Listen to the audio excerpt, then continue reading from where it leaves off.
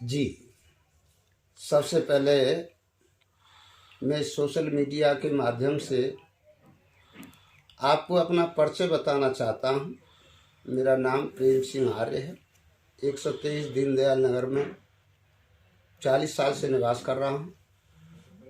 इससे पूर्व मेरा मूल गांव बुरावई है। शैक्षिक योग्यता मेरी MA M.Ed है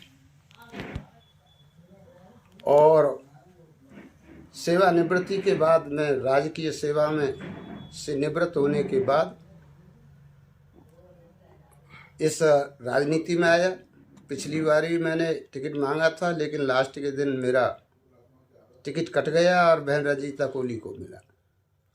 इस बार पुणे में इसी लोकसभा क्षेत्र भरतपुर से लोकसभा का टिकट मांग रहा हूँ। पूरी दावेदारी पेश कर रहा हूँ और मुझे उम्मीद है कि मेरा समाज, मेरी पार्टी, मेरा शीर्ष नेतृत्व निश्चित रूप से मुझे तवज्जो देगा। और मुख्य रूप से जो मेरा ध्येय रहा है वो सारा जीवन समाज सेवा में ही रहा है, परमार्थ में ही रहा है। राधा स्वामी सत्संग से मैं जुड़ा हुआ हूँ, जो 2003 से सत्संगकर्ता की सेवा निरंतर चल रही है। जी, ये प्रश्न सबसे महत्वपूर्ण है और यही मेरी कल्पना है और सपना है कि लगभग 40 साल से 35 साल से एक अनपढ़ और एक ही वर्ग के व्यक्ति को टिकट मिलता चला आ रहा है। मैं समझता हूँ अनपढ़ व्यक्ति सांसद के उत्तरदायित्वों को क्या समझे।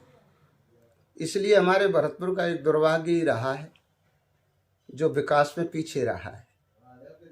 कम से कम थोड़ा बहुत पढ़ा भी होना चाहिए, तभी हमारा लोकतंत्र मजबूत हो सकता है।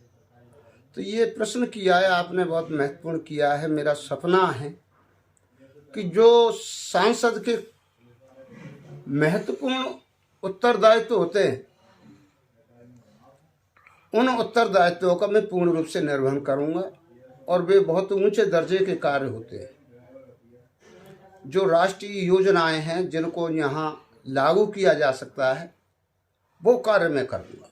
जो राष्ट्रीय स्तर के कार्य, जैसे युवाओं के लिए फैक्ट्री खुलवाना, शिक्षा का विशेष रूप से शिक्षण संस्थाओं को और अच्छा बनाना, जैसे दिल्ली में जो है दिल्ली की तर्ज पर, सफाई की दृष्टि से, स्वास्थ्य की दृष्टि से, क्योंकि स्वास्थ्य ही सबसे बढ़िया धन है।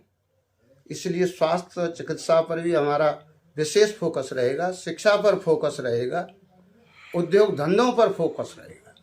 ये मेरी सपना है, कल्पना है। मैं सबसे पहले तो मोदी जी को धन्यवाद देना चाहूँगा, उनको बारंबार नमन करना चाहूँगा कि अभी जो विधानसभा के चुनाव प्रचार प्रसार में भरतपुर में आए थे, तो वो यहाँ घोषणा करके गए थे कि हम राजस्थान में ये ERCP लागू करेंगे। ये मुद्दा बहुत पुराने समय से था, जिसकी मांग की जा रही थी। मोदी जी वायदा कर गए और वो ERCP का मतलब है ईस्ट राजस्थान कैनाल प्रोजेक्ट, यानी पूर्वी राजस्थान नहर परियोजना, जो हमारे 13 जिलों को, और ये पानी का पूरा लाभ मिलेगा, जीवन यापन अच्छा होगा, विकास होगा। हाँ जी हाँ, मैं मुख्यमंत्री राजस्थान के लाडले लोकप्रिय मुख्यमंत्री माननीय भजनलाल शर्मा जी को बारंबार बधाई देना चाहूँगा कि उन्होंने अपने इस थोड़े से ही, अभी 2 महीने ही हुए हैं, इस 2 महीने के अंदर इतने अनुपम कार्य किए हैं, बहुत जल्दी ही, जो एक मिसाल है। मोदी जी जो ERCP घोषणा करके गए, मुख्यमंत्री मध्य प्रदेश के डॉक्टर मोहन जी और प्रधानमंत्री जी से मिलकर के इस ERCP को लागू कराया। इसके साथ ही माननीय नरेंद्र मोदी जी एक घोषणा करके गए कि हम 450 का सिलेंडर करेंगे। वो माननीय मुख्यमंत्री जी ने लागू कर दिया। एक घोषणा करके गए थे देश के प्रधानमंत्री यशस्वी नरेंद्र मोदी जी कि हम किसानों को किसान सम्मान निधि योजना के तहत 6,000 से 12,000 करेंगे। तो ये कार्य भी हमारे राजस्थान राज्य के मुख्यमंत्री भजन लाल जी ने, और ये 6,000 से अब 8,000 कर दिया है, और ये चरणों में 12,000 कर दिए जाएंगे। इसी तरह से किसानों के हित के लिए जो मूल्य था, जो 2275 गेहूं का मूल्य था, उसको बढ़ा करके 2,400 रुपये कर दिया है। ये भी घोषणा वो करके गए थे, और हमारे माननीय भजन लाल शर्मा जी ने भी इसको लागू कर दिया है। विद्यालयों में अन्नपूर्णा के तहत जो 450 ग्राम मिलता था प्रति छात्र, अब वो 600 ग्राम कर दिया है। बिजली की यूनिट भी 100 यूनिट से बढ़ा करके अब 300 यूनिट कर दी। इतना बड़ा कार्य माननीय राजस्थान राज्य के लाडले मुख्यमंत्री भजन लाल जी ने किए हैं। ये एक ऐतिहासिक मिसाल है। और अभी अभी बेलारा ब्रिज यूनिवर्सिटी में अभी आए थे, तो वहाँ पर 2 घोषणाएं मुख्य रूप से और करके गए थे। सबसे पहले खेल यूनिवर्सिटी स्थापित करेंगे प्रत्येक संभाग स्तर पर, और दूसरा घोषणा करके गए थे कि हम बड़ौदा मेव से भरतपुर तक राष्ट्रीय नेशनल हाईवे यानी स्थापित करेंगे। ये घोषणा करके गए हैं। तो मैं समझता हूँ, बधाई देना चाहता हूँ, उनको नमन करना चाहता हूँ अपने मुख्यमंत्री जी को। उनका जो सपना है, जो 2 महीने में इतना काम कर डाला, तो 5 साल के अंदर उनका ये सपना है कि राजस्थान राज्य पूरे भारत में पहले नंबर पर होगा। देखो, कांग्रेस सरकार के बारे में तो मैं क्या कहूँ। माननीय राहुल जी ने जोधपुर में अपने संबोधन में कहा था कि 1, 2, 3, 4, 5, 6, 7, 8, 9, 10 यानी अपनी सरकार बनने पर हम 10 दिन के अंदर किसानों के ऋण मुक्त कर देंगे। दूसरा वायदा किया था, हम बेरोजगारों के लिए रोजगार देंगे, यानी 3500 रुपये हम स्टाइफंड के रूप में भी देंगे, बेरोजगारी भत्ता। 5 साल निकल गए, लेकिन न किसी को कोई बेरोजगारी भत्ता मिला, न कोई किसानों का ऋण हुआ। तो ये तो केवल और केवल जुमलेबाजी है।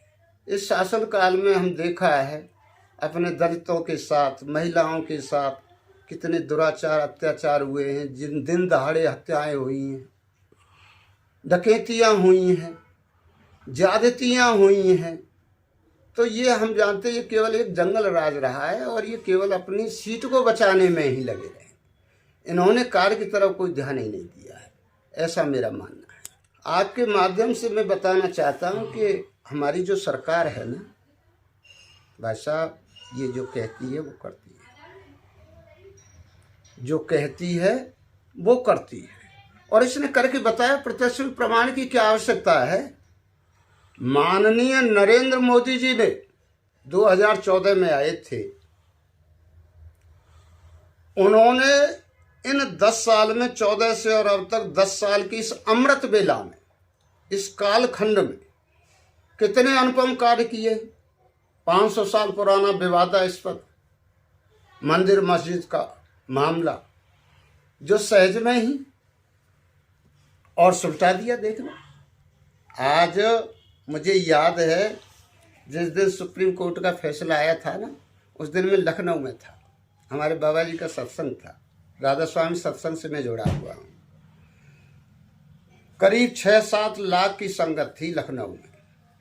लेकिन दूसरे दिन सुप्रीम कोर्ट का फैसला आना था, तो बाबा जी ने एक दिन पहले ही दर्शन और प्रसाद दे करके संगत को घर जाने के लिए विनती कर दी कि जाओ।